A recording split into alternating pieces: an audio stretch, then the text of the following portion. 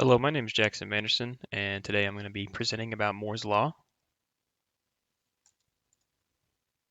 So, what is Moore's Law?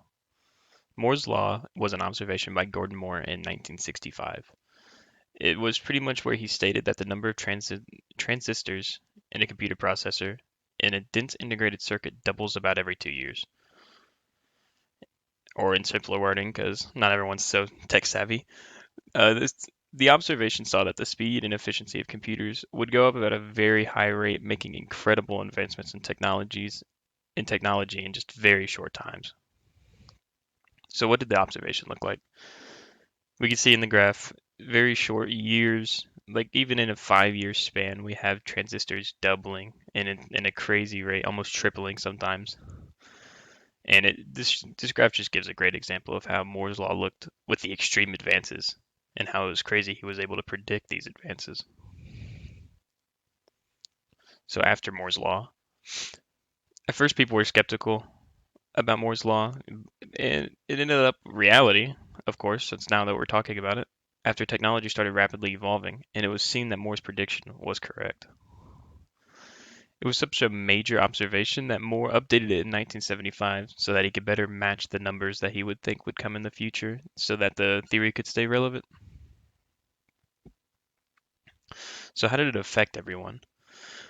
After his observation became reality was really when it got its name Moore's Law, because before it was more of just, oh, it was a theory.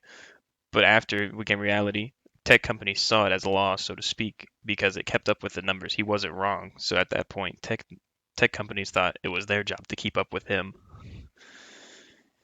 And since everyone was also on board with Moore's law because he was accurate, the economy was connected, and made people were making investments into tech companies because they thought they would keep up with this law and that the technology would continue to develop at an extreme rate. So Moore's law is mostly irrelevant now because we have advanced just so much in technology. Computers are at a place where it's a little harder to advance them. Many companies think, many tech companies nowadays just think it's too expensive and difficult to keep making more advanced things. There are still advancements getting made in computers, but not necessarily for the processors, it's more the other parts. So we could still continue to advance, but not at the rate that Moore's law once saw.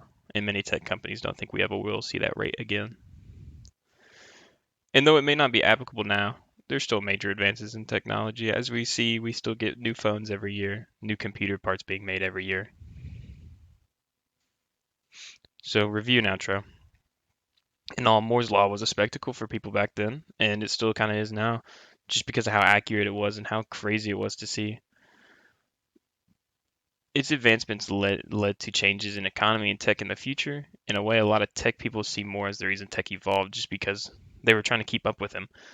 They saw it almost as a challenge, and because of that, tech kept evolving, and since they saw it at such a rate, they decided to keep going for it.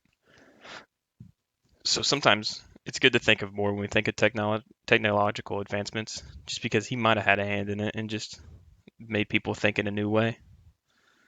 Thank you for joining me in the PowerPoint, and I hope everyone learned something new.